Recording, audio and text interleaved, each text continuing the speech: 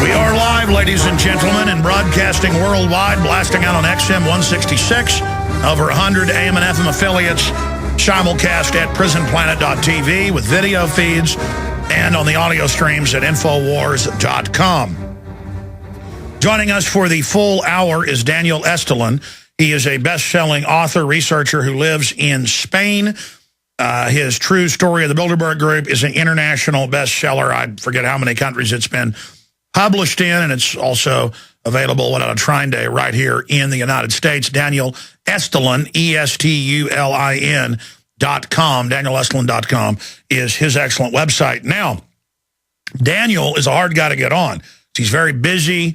There's a lot of interviews in Europe, the national TV shows of all the big countries. He can't travel a lot because they try to block him flying to the U.S. They wouldn't let him in last time to be on Ventura's TV show. He had to come a week later. Ventura confirmed that had happened. He's had death threats, you name it. And I've never had him contact us and say, hey, I want to come on, I got breaking news. So it must be big if Daniel Estulin is wanting to talk to people in North America. We're also listened to, obviously, around the world. And I'm just now discovering during the break when we got him on what it's about. And it's the latest from Bilderberg, because you always learn a few weeks later, after the meeting is when you get the really good leaks. And it ties into exactly what he predicted 2-3 weeks ago, daring it with his initial sources. So this is a bird's eye view into the globalist. But we have Larry Summers, who helped engineer so much of this, the head guy for Clinton, openly saying that we could have a total collapse now if you don't give total power to the banksters.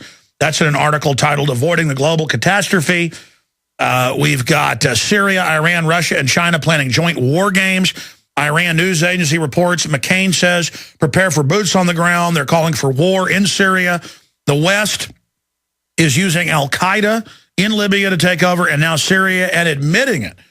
I know Bilderberg last year was upset from our sources that it was even in the LA Times that, yes, the West uses al-Qaeda, because that messes up their system of using them to take our liberties, the imaginary or semi-imaginary threat. So joining us to break all this down is Daniel Estulin, joining us from Spain. You're in Spain right now, correct, Daniel? I'm in Madrid right now, but I'm not sure how long I'm going to be actually in Madrid or Spain, because Spain is going to hell in a handbasket fast. And it's actually, you can see the systemic collapse in Spain over the past 6 months. It's been tremendous, because, Alex, I live here. I can tell you what I've been witnessing over the past 6 months. It is difficult to fathom for anyone who's been living in the Western world. It's like pre-war, pre-Belgic situation where people know things are wrong, where you have crime literally increasing twofold, month-wise. It's just tremendous how much Spain has changed over the past 6 months. So again, I'm here now, but I have no idea how long am I going to be here for, because again, things are not looking up. I wanted to start because again, this is important information with the elections in Greece. Greece obviously was on the agenda at Bilderberg this year. But regardless of what we're seeing in the mainstream press, regardless of consequences, the European Union, the largest economy in the world, is now suffering under the weight of not one, but two traumatic crises striking simultaneously. And these two crises striking simultaneously literally mean doom for the United States and for the world, for the Western world. Trauma number one: Europe's governments are in big trouble. Debt is out of control. Tax revenues are plunging, and interest rates and interest costs are surging. And these are obviously the things that Bilderbergers were very, very concerned about. The elections in Greece have not changed that at all. And the second big situation, traumatic crisis right now, is that Europe's banks are under siege, drowning in massive losses, swamped with withdrawals, and lining up for bailout money that no government can afford. And again, some people seem to think that the European Union's sovereign debt problems are limited to just a few countries such as Spain or Portugal or Ireland, for example, but it's actually not the case. It's systemic. It's across the entire continent, and no wonder the Bilderbergs were very, very concerned about the repercussions of that, not only in the world economy, but obviously the American Bilderbergers were concerned what will happen in the United States, especially with elections coming up in a few months. For example, Greece has gross government debt of $315 billion. Spain with more than double that amount of almost $900 billion. and Italy with debt that is 6 times larger than Greece's, which is nearly $2 trillion. But that's not all. As I just found out from our sources, one of the concerns at the Bilderberg meeting was that they're concerned not only of these big countries, as they call Southern European nations and Ireland, but also they're concerned with countries such as France's debt is almost as large as Italy at almost $2 trillion, and Germany, which is the motor of the European economy and supposedly the only nation that can save the world from oblivion, its debt is actually larger than Italy's, over $2.5 trillion. So again, the situation is stark in all of the countries across the continent, and of course, on the one hand, as you so many times have stated on the air, that the plan is depopulation, because if you can destroy the economy, you're destroying the population base because there's no growth, there's no progress. But as you and I talked about this 2 years ago on your show, what they're doing right now is there's a faction within Bilderberg that is increasingly concerned that this destruction which is being done on purpose may actually wipe them out as well, and that's something that no one is actually covering or talking about. Now, I know you have some amazing sources inside Bilderberg, so I've got some questions along those lines, but every country, Greece, Spain, people ask, why is it called the pigs? You've got Portugal, you've got Italy, you've got Greece, Spain. That spells out pigs.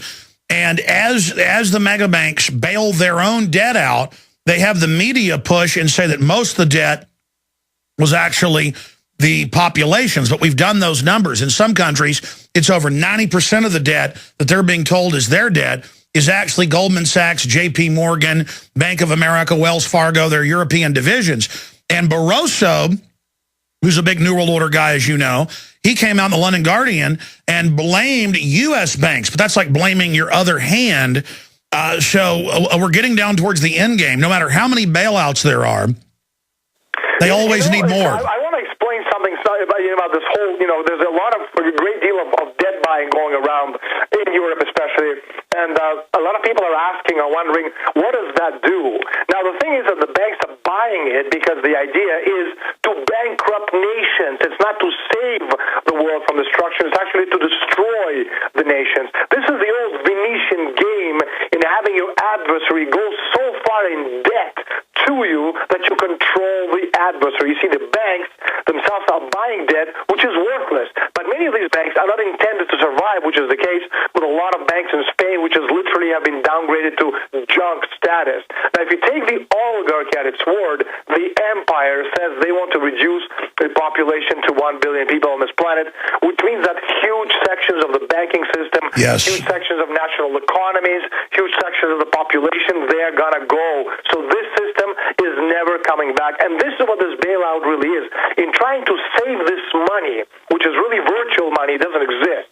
The debt can never be paid. The derivatives, they have absolutely no value. It's all a sham. It's like monopoly money. But in trying to save that, what we're doing is destroying ourselves, destroying the nations, destroying the country. Let me ask you this. Why does Bilderberg want a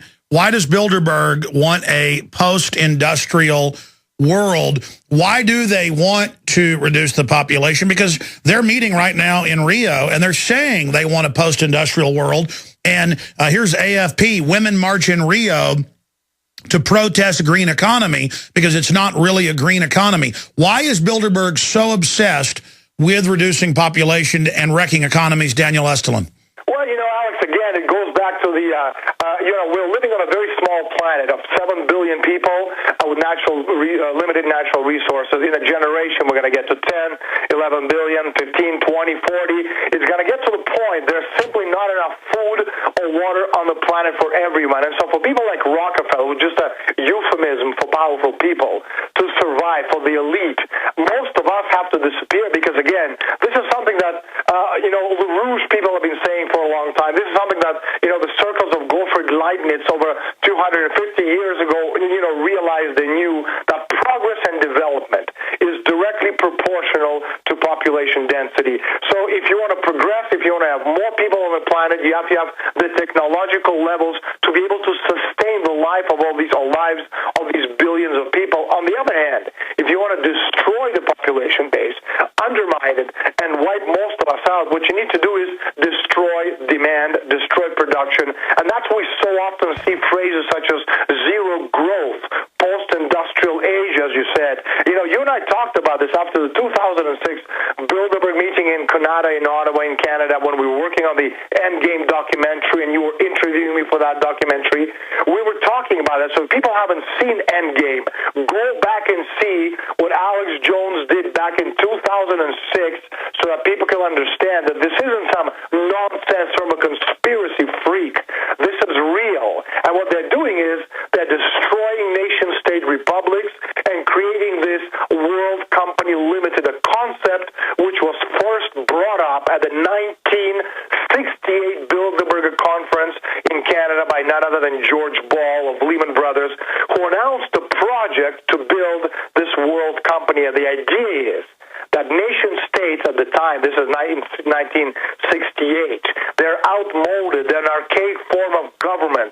In a Malthusian world, they can't be relied on. They tend to believe that the resources in their countries, most countries, belong to the people who run the world, the Rockefellers and company. And so what they've done, in order to control the natural resources, they created a new form of government that decided in a corporation. So that's what the World Corporation is. That's right, and you don't have a vote in it. That's why in the 1974 network, they call Howard Beale in and explain it all to him. When we come back, I want to continue with the latest info you've got from inside Bilderberg, Daniel Estulin, DanielEstulin.com. We'll also look at all the military battle lines being drawn right now. Trying to shoot our guest horn, but he really has had a dramatic effect on the landscape and has amazing sources. Vanity Fair, the Wall Street Journal of Italy, you name it, have pointed out just recently that he's one of the top researchers in this area. And, of course, a few years ago, I'll ask him about this before he leaves us at the end of the hour, Fidel Castro invited him to Cuba. And, again, regardless of what you think of Castro's political bent, here is Fidel Castro, in fact, a photo on screen, inviting Daniel Estulin, whose books he reads, to Cuba. And, so it just shows that, he knows who runs the world, these banksters. So we'll be talking more with Daniel about that. This is a short segment, Daniel. I wanted to get into what's happening geopolitically because the world is obviously, as it economically collapses by design to consolidate, it's militarily, the battle lines are being drawn. Russia, it's not even really in our news, but it's all over European news, as you know, has said 3 times the last 2 months, Medvedev and Putin, we will nuke you if you keep moving missiles in. Now they're sending Spetsnaz, special forces, and a Marine Spetsnaz, and ships into Syria, all sorts of high-tech weapons. This is getting crazy. Daniel, what is your Bilderberg sources telling you on these fronts? Well, the biggest Bilderberg's top headache into foreseeable future continues to be Putin, and that's something that they've all agreed on. Key areas of concern for the secretive organization is Russia's opposition to war in Syria and Iran, be they spun as humanitarian bombing or colored revolutions. Now, of particular concern for Bilderberg is Russia's insistence on maintaining state sovereignty intact. That's something that Putin has mentioned quite a few times, and that's something that the American media, at least, has completely eliminated from their discourse. Now, another concern for Bilderberg is how exactly to deal with Russia's quote-unquote belligerence, as one of the Bilderbergers put it, with respect to, number one, the U.S. bases encircling Russia, and number two, missile defense pointing its warheads at Moscow. Now, as far as Syria is concerned, Bilderberg agreed that the country's presence in the Mediterranean is of great concern to NATO and the United States, and to Bilderberg, who would dearly wish to remove Russia's navy from the Syrian port of Tartus. Now, but as one European Bilderberger security expert commented, of far greater concern is Putin's emphasis on Eurasia integration. Now, Putin's idea is coordinating a powerful supranational union between Europe and the dynamic Asia-Pacific region. Now, one positive for Bilderberg, as far as Russia's position on Syria is concerned, is that Putin's options to oppose regime change in Syria are fraught with danger. The Bilderbergs agreed that an inflexible pro-Assad position could leave Russia out of many international future understandings for Syria. And I quote from one of the Bilderbergs, they said, Russia was completely left out of Libya, and they won't want to risk being shut out of Syria as well, said one high-ranking U.S. diplomat attending the Bilderberg conference. Now, Bilderberg is convinced that Putin would rather share Syria with the United States and the European European Union and have a say in the country's future direction than try to oppose it too much for too long. That's why Russia's position is not as powerful as a lot of people believe, but as you said, Russia is certainly flexing its military muscle, getting the Spetsnaz, which are the special forces, into Syria. You talked about that as well. My sources are saying this as well, and what you said, Alex, is absolutely correct. Incredible. Shifting gears, and I've got Aaron Dyke, since you mentioned it earlier, trying to find it. It's almost a 3-hour film. In 2006, almost 2 years before the housing collapse began, and no one was talking about it, your sources said that in that meeting, because I talked to you that night right after it had ended, you hadn't had any sleep in over 2 days because you'd flown in from Spain, that, and it's in Endgame, that they were going to implode the housing market and begin a recession that would lead to global depression, the derivatives, the imploding economy, Europe, then the United States. I mean, you lay it all out in Endgame, and there it is. All these crises that they act like are just now starting and the globalists have a solution to them, we have them on record engineering them. Well, that's right. Alex, that's one of the reasons why we get the Wall Street Italy, which is not exactly a slouch, giving me front page coverage, an entire page, talking about my 2012 Bilderberg report, and saying, as you just mentioned, one of the few people who actually got the inside information from the people at the meeting. These are people who are very, very serious about what's going on. And again, Bilderberg has a lot of opposition within the group, and also people who actually work for mainstream media, who understand what's going on, who don't want to see their countries wiped out, as, for example, right now we're seeing with Italy, now as Nigel Farage mentioned in the European Parliament in Strasbourg, now to save Spanish banks, Italy is being forced to lend money at 3%. I'll tell you what, long segments, sorry to interrupt, long segments, stay there. Okay, we did dig out the clip. This is from Endgame, Blueprint for Global Enslavement. I also then updated it in my Obama deception film of almost 4 years ago. And this is Daniel Estulin in the hotel lounge at around 11 o'clock at night with Jim Tucker as they're exchanging notes from their sources. I mean, this just shows the power the Bilderberg Group has. Are they the absolute rulers? No, but they're as high as it gets in this Atlantic, European, U.S., England alliance, but not of our countries, of the global bankers that have hijacked us and conquered us and are trying to leverage our military, our tax money, our science against the rest of the world. Does that mean Russia and China are good guys? No.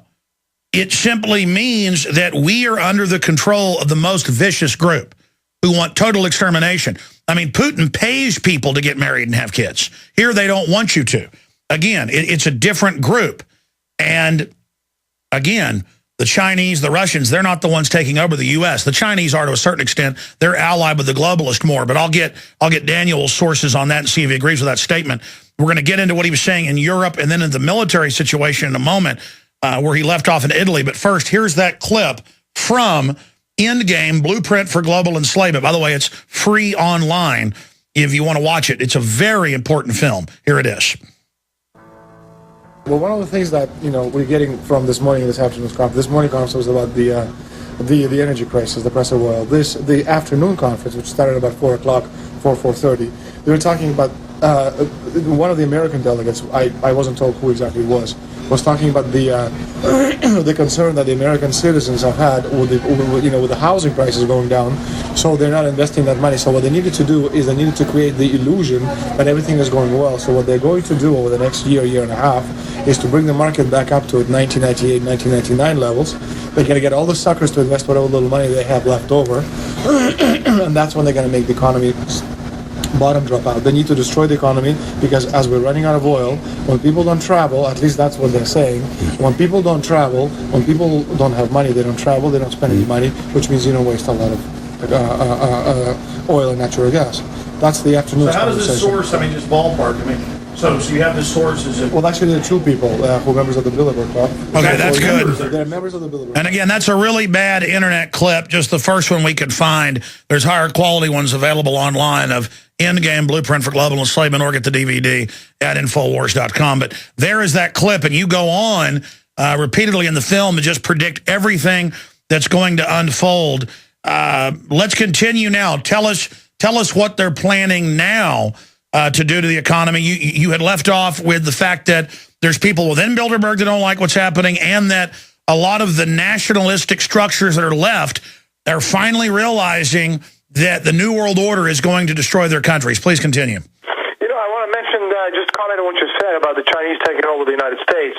You know, one of the key conclusions from the Bilderberg meeting is that the United States will manipulate the fall of the U.S. dollar in value against the Chinese yuan. Now, the thinking behind is that a devalued dollar will inflate away America's debts and its obligations. Now, Bilderberg is not particularly concerned about the people of the United States, and obviously they're going to use them as guinea pigs in this entire experiment. What, of course, is being sacrificed is the purchasing power of the American dollar. It's all part of the deal with Beijing to help Washington inflate away its debts and give China more say in the global economy. Now, if you look at the actual list of attendees, you will see China's Vice Minister of Foreign Affairs, Ying Fu. Now, this individual was there at the Bilderberg conference. Also, Yiping Huang, Professor of Economics, China Center for Economic Research at the Peking University, was also invited to Bilderberg 2012. Now, this gentleman, you know, that was talking about the people who have been financed by the Rockefeller Corporation, by the Ford Corporation for many, many years. Now, collusion between the U.S. government and the Chinese government is in progress. Now, you would think, Alex, this should be the front page news in the New York Times, in the Washington Post, in the Financial Times, in Time Magazine. Now, you will not see any of this because, needless to say, what we're seeing is an active participator in the debate on the destruction of the American dollar at the expense of the Chinese currency, yuan, are also involved in the Bilderberg meeting this year, who also participated in the collusion. Chang Li, the Director of Research and Senior Fellow at John Thornton China Center with Brookings Institute, and of course Robert Rubin, the former Secretary of the Treasury and also co-chairman of the powerful Council of Foreign Relations.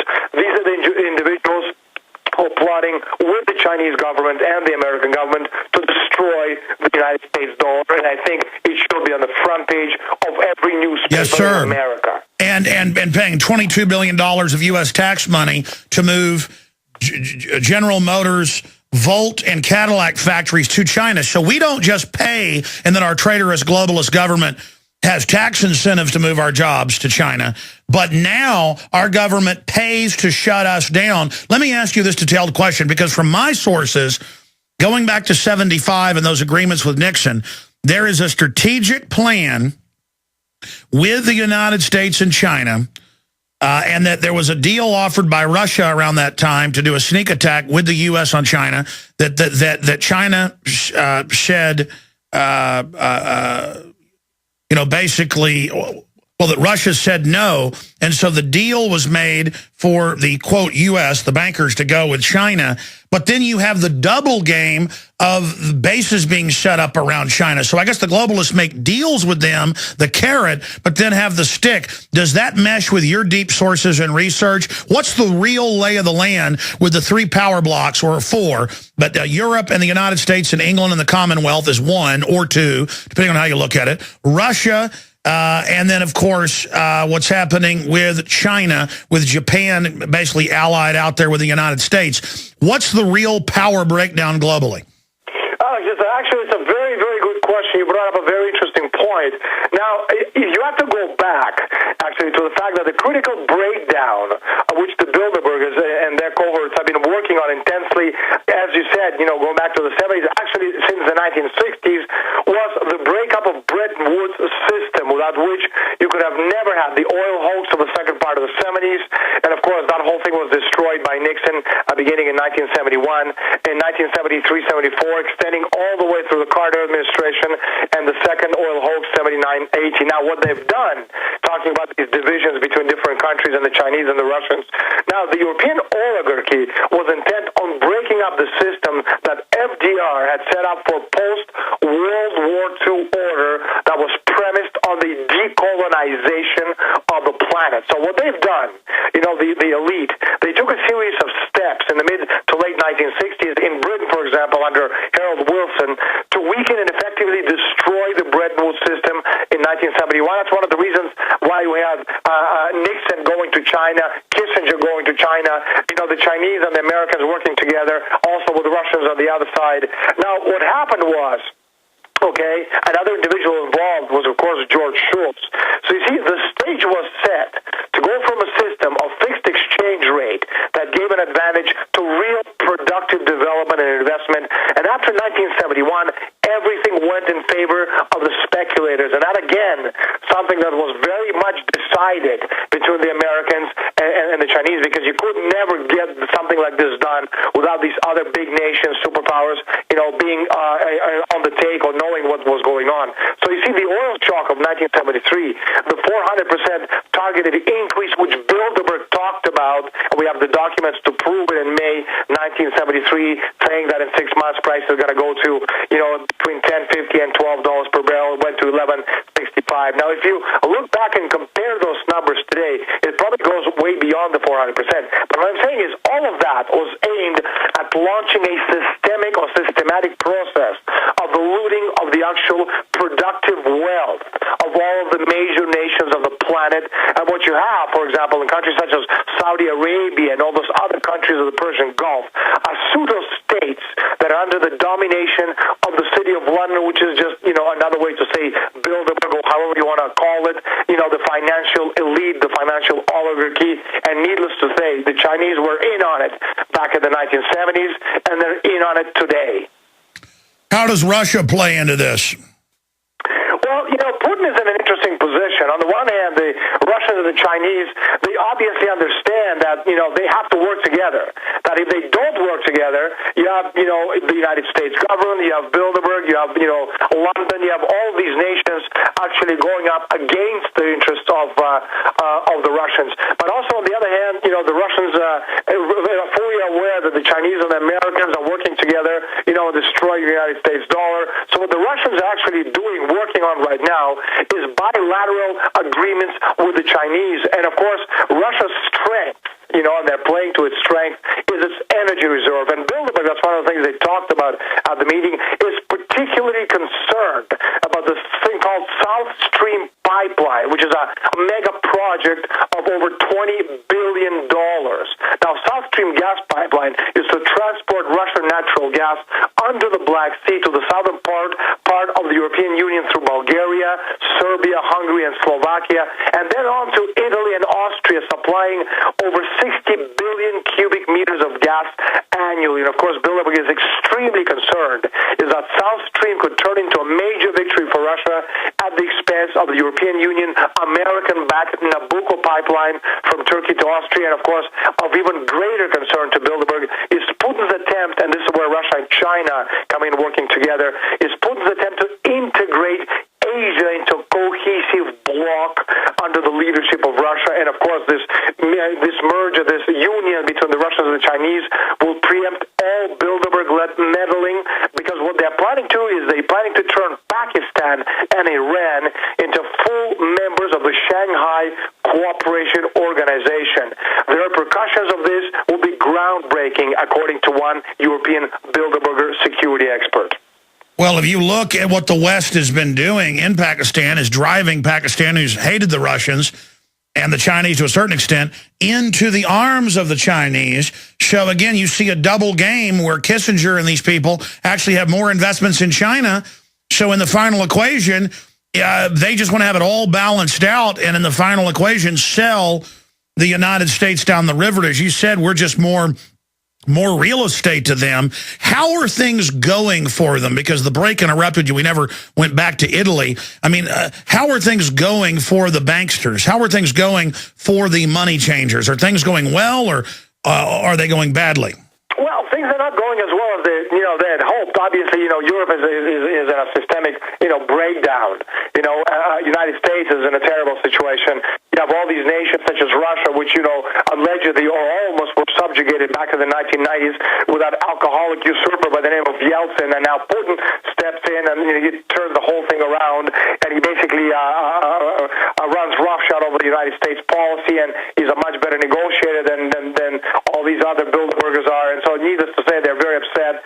They also understand, according to what was said in the Bilderberger meeting, is that, they basically given up. Kasparov, who's a former world chess attendance, as you know, of this meeting. But according to Bilderberg sources, Bilderberg has very little confidence in Garry Kasparov. And as one Bilderberg source said, his street smarts relating to Kasparov leave a lot to be desired. And as one American Bilderberg stated, and I quote, if this was a boxing match, we'd be looking at a mismatch of the century. That's Putin versus Kasparov will have to wait. And while Bilderberg continues to finance Kasparov's United Civil Front in hopes of stirring up trouble in Russia, the secretive cabal is out looking for wiser and smarter and more charismatic figures to give Putin a run for his money, and they're going to have a hell of a hard time doing this because Putin is a very, very, very, very difficult not to break. Now, going to Italy, I don't know how much time we have, but just a few words about that. Italy is not Spain. Spain is being wiped out, is actually, giving up for dead. That's what Bilderberg has agreed on. Now, Italy is in a much better situation because, unlike Spain, Italy has never had much of a real estate bubble. Second of all, Italy, unlike Spain, has very little private debt. And also, Italy is home to the Venetian black nobility and its far-reaching first-rate banking apparatus, stretching back almost 750 years, as well as hundreds of first-rate companies with secure niches in the world export markets. And most of these companies, they form an important part of some of the world's most powerful secret societies and private organizations, such as Bilderberg Group. Then, of course, there's another very important link in Italy. There's an interlocked relationship between the mafia, the state, the corporate world, and the clergy, which isolates Italy from any impending crisis. And finally, again, Italy is home to this very little-known institution called the Vatican.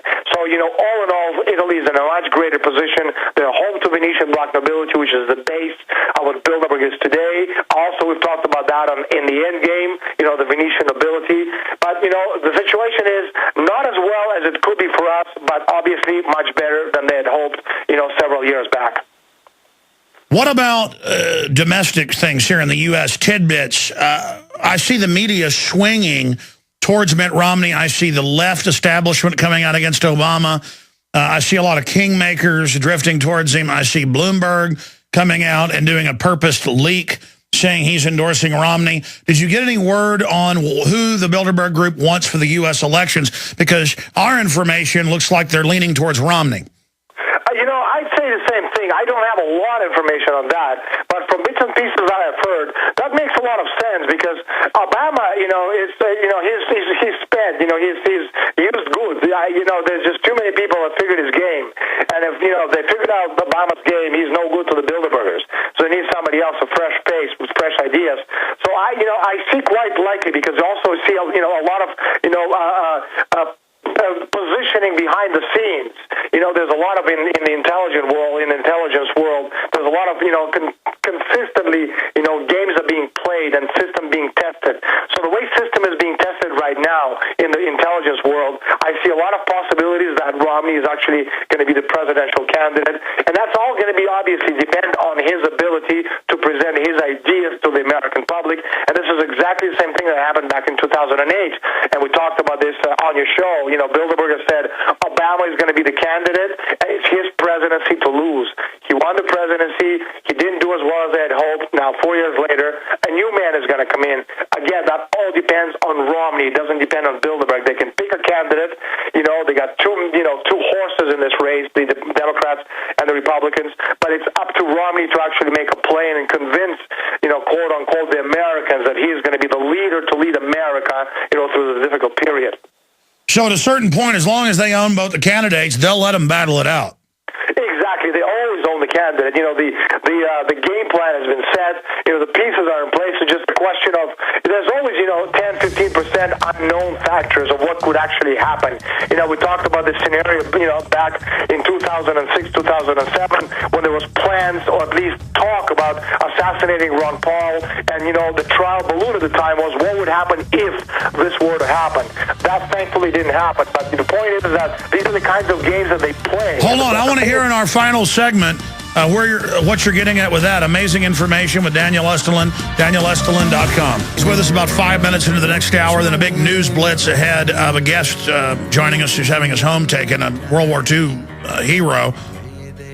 Daniel, you were finishing up with Ron Paul. Then I want to ask you about the U.S. economy briefly, and then A few years ago, you got invited by Fidel Castro to Cuba. Tell us what that was like. You've got the floor. Yeah, I actually went to see him in August 2010, at the end of August.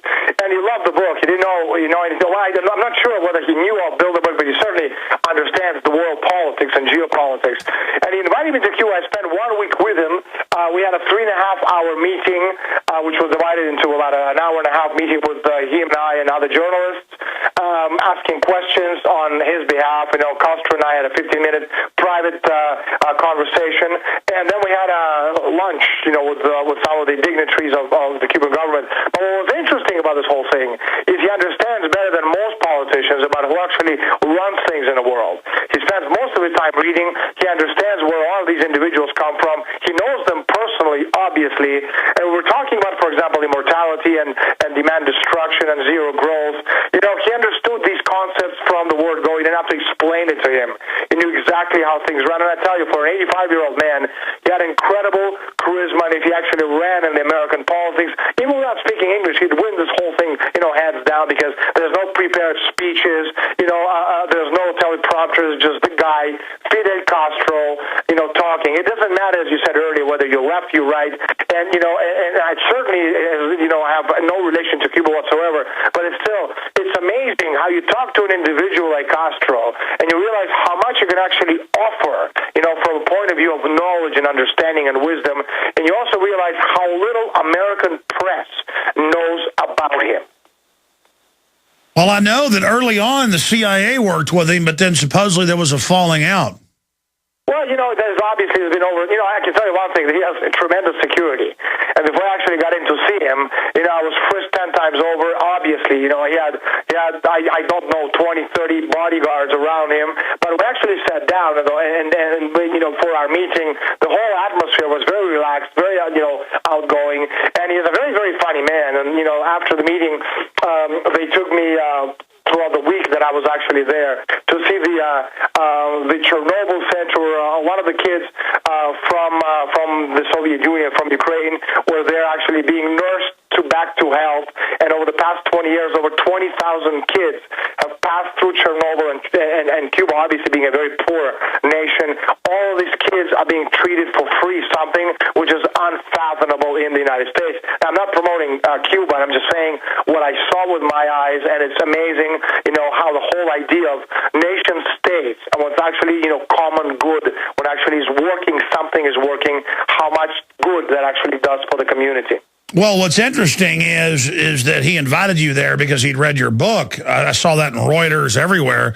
That Fidel Castro is looking into the New World Order, because it really is the real politics. Whether you like Castro or hate him or are indifferent, the fact is this is real. There are shadowy banking cartels that are trying to govern our planet. They're trying to get a total world government. The question is, will we let them? Because of all the ideologies, the globalists are the worst. They want global government, the end of the family, and mass extermination. They are like aliens from another planet come to kill us. Well, if we're going to take our country or countries back, we have to do it now before any more rights are taken and any more people disappear and before we lose all control. So we have to stand up, understand that this is real, understand this isn't some figment of imagination of some guy who writes a book or a radio personality who sells something on the radio. This is real, folks. When Wall Street Italy talks about it, also, Alex, not only did I see Castro, but I also gave him 2 speeches at the European Parliament, which is an equivalent of the United States Congress. And in these speeches, very well attended by international media, needless to say, not reported at all in the American press, but widely. Stay there. Stay there. You are listening to GCN. Visit GCNlive.com today. Sick of the globalist eugenicist control freaks adding poison to your water and laughing as you get sick and die? Start purifying your water with ProPure. My friends, I've done a lot of research, and the best gravity filter out there, bar none, is ProPure. And it's available discounted at Infowars.com. Its filters are silver impregnated to prevent bacterial growth. There's no priming required. It's NSF 42 certified. Optional fluoride filters can reduce fluoride up to 95%. Easy to set up and use. Doesn't require require electricity, purify water from lakes, streams, ponds, and wells. This filter system leaves in beneficial minerals, which is key. Save money by not buying bottled water and avoid BPA that leaches from the plastic. ProPure is the best gravity-fed filter out there. It's what my family uses. Infowars.com already has the lowest price on ProPure. But if you add the promo code WATER at checkout, you get an additional 10% off at Infowars.com. You can also call to order 888-253-3139. Waging war on corruption. Alex Jones on the GCN Radio Network.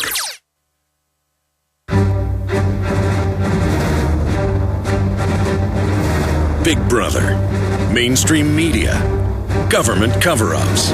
You want answers? Well, so does he. He's Alex Jones on the GCN Radio Network. And now, live from Austin, Texas, Alex Jones.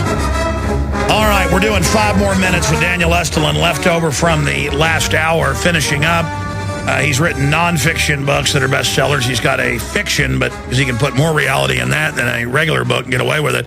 The Octopus Conspiracy is coming out in the U.S. in September. We're going to get him on about that in September. Look forward to carrying it at InfoWarsShop.com. But, Daniel, finishing up the point you were making out, you're speaking to the EU Parliament. You're not just going and visiting with Fidel Castro.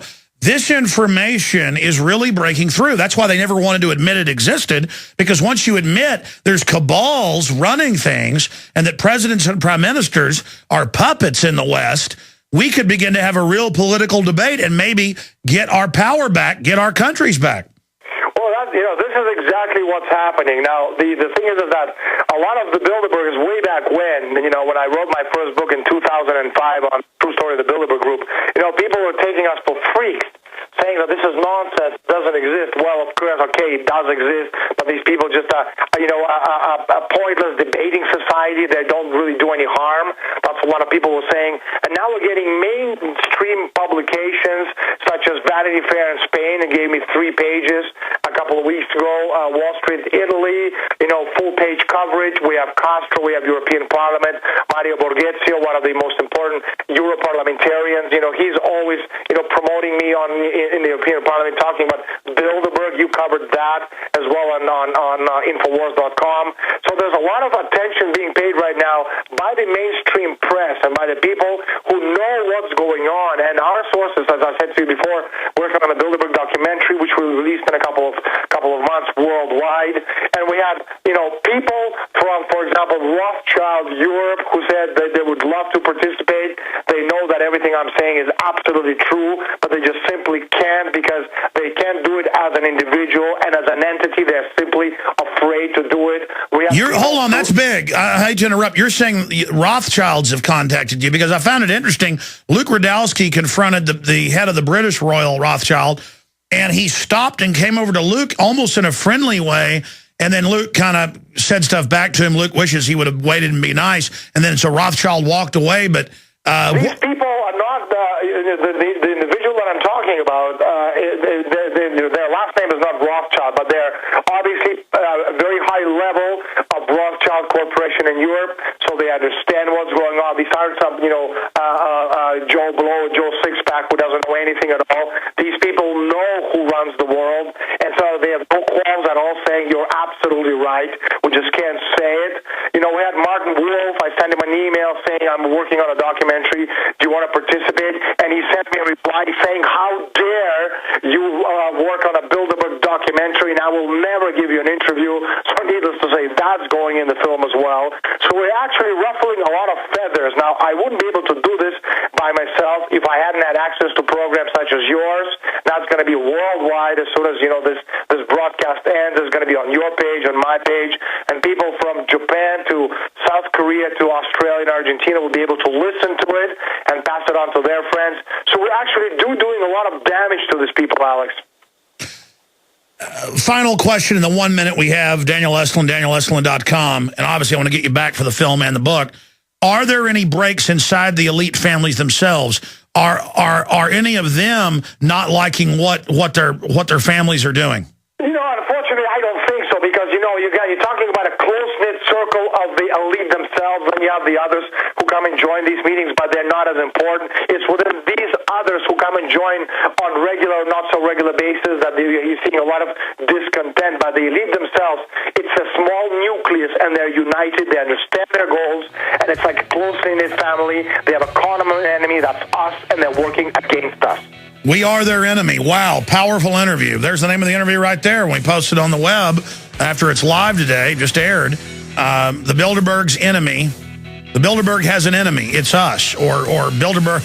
I got to think about that. Daniel Estulin, thank you so much for joining us. Thanks a lot, Alex, to you.